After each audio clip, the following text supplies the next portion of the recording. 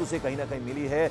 पटना की sessions court ने उसकी गिरफ्तारी पर रोक लगा दी है। आपको बता दें, पेपर लीक मामले से जुड़ा ये खबर है। आरोपी संजीव मुखिया की गिरफ्तारी पर रोक लगा दी गई है। पटना की सेशंस कोर्ट ने यह आदेश जारी किया है। संजीव मुखिया को पटना सेशन कोर्ट से नो कोहेसिव आदेश मिला हुआ है, जो जानकारी मिल रही है, यानी उसकी गिरफ्तारी पर अब रोक लगा दी गई है। संजीव मुखिया की गिरफ्तारी पर पेपर लीक मामले में ये बड़ी खबर आ रही है। जो आरोपी है, मुख्य आरोपी संजीव मुखिया की गिरफ्तारी पर रोक लगी है। चंद्रमोहन हमारे सहयोगी हमारे साथ जुड़ रहे हैं। चंद्रमोहन, क्या अपडेट इस खबर?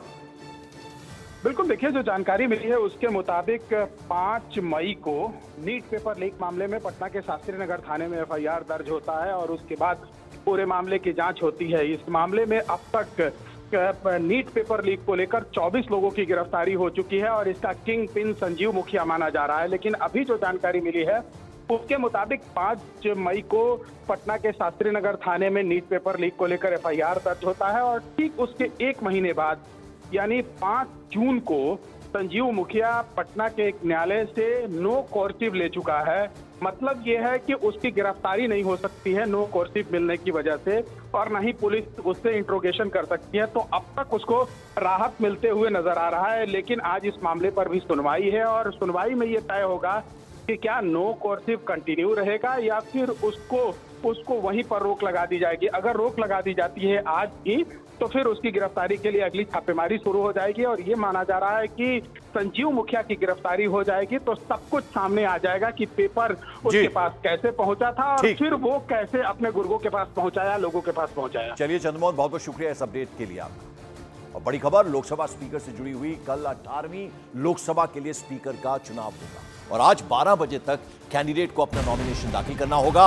हालांकि स्पीकर पद के लिए उम्मीदवार कौन होगा इसका ऐलान अभी तक नहीं किया गया। ऐसा माना जा रहा है कि किसी भी वक्त एनडीए की तरफ से स्पीकर के कैंडिडेट का ऐलान किया जा सकता है और सूत्रों की माने तो एनडीए के सहयोगी दल टीडीपी ने बीजेपी के कैंडिडेट को सपोर्ट देने का ऐलान कर दिया है।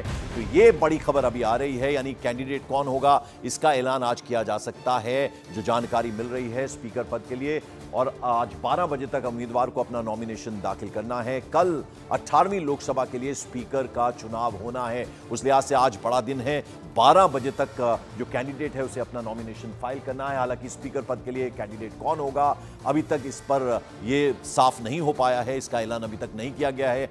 और लेकिन एक बड़ी खबर यह है कि एनडीए की तरफ से स्पीकर के उम्मीदवार का जो ऐलान किया जाएगा और उसको टीडीपी, जो यानी एनडीए के सहयोगी है, उनका सपोर्ट हासिल है। यानी ये कैंडिडेट जो है इसको सपोर्ट दे रही है टीडीपी। जो भी कैंडिडेट फाइनल करेगी बीजेपी, यानी एनडीए का जो कैंडिडेट होगा उसको पूरा सपोर्ट रहेगा टीडीपी का।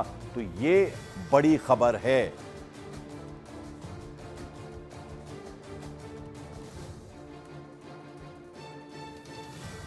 तो आपको बता दें, लोकसभा का स्पीकर कौन होगा इसका अभी तक फैसला नहीं हुआ है। आज नामांकन है, दोपहर 12 बजे तक कैंडिडेट के नाम का ऐलान करना है। एनडीए की तरफ से ये सपोर्ट है। लेकिन आपको बता दें कि जो चुनाव है वो चुनाव प्रक्रिया जो है वो कल होगी। आज नॉमिनेशन फाइल होगा। एनडीए के 293 हैं, इंडिया के 234 हैं और बहुमत जो है 272 का, उससे कहीं ज्यादा है अभी एनडीए के पास। और आज नामांकन जो है वो दोपहर 12 बजे तक दाखिल हो जाएगा। अब आपको बता दें कैसे होता है लोकसभा अध्यक्ष कहें कि स्पीकर का चुनाव, तो आपको ग्राफिक्स के जरिए जरा वो भी समझा दें, यानी कैसे होता है लोकसभा अध्यक्ष का चुनाव, ये अब आपको बता दें। अनुच्छेद 93, अनुच्छेद 93 के तहत लोकसभा अध्यक्ष का चुनाव होता है। लोकसभा के सांसद सभापति और उपसभापति चुनते हैं। एक दिन पहले कैंडिडेट को नॉमिनेशन करना होता है, जैसे आज होगा, 12 बजे तक का वक्त है। सदन में चुनाव साधारण बहुमत के जरिए किया जाता है। जीत के लिए जो सदन है उसमें मौजूद आधे से ज्यादा सांसदों का सपोर्ट ऐसे में जरूरी होता है, तब जाकर स्पीकर का चुनाव होता है। आज जो है वो नॉमिनेशन करना है, यानी फैसला करना है एनडीए को कि उनका कैंडिडेट कौन होगा। और कल ये जो चुनाव की प्रक्रिया है वो होगी, यानी कल फाइनल हो जाएगा कि अगला लोकसभा स्पीकर 18वीं लोकसभा का कौन बनता है, कौन होगा।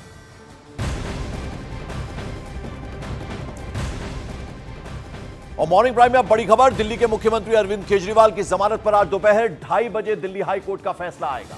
दिल्ली के सीएम अरविंद केजरीवाल को राउज एवेन्यू कोर्ट से जमानत बरकरार रहती है जो मिली हुई है या नहीं, इस पर दिल्ली हाईकोर्ट आज दोपहर 2:30 बजे तक फैसला सुनाएगी। राउज एवेन्यू कोर्ट ने 20 जून को अरविंद केजरीवाल को बेल दी थी, लेकिन एनफोर्समेंट डायरेक्टरेट की याचिका पर हाईकोर्ट ने 21 जून को राउज एवेन्यू कोर्ट के आदेश पर स्टे लगा दिया था, यानी उस पर रोक लगा दी थी। 21 जून को हाईकोर्ट ने दोनों पक्षों की दलीलें सुनने के बाद कहा था कि हम 25 जून तक फैसला सुनाएंगे, तब तक जमानत पर रोक जारी रहेगी।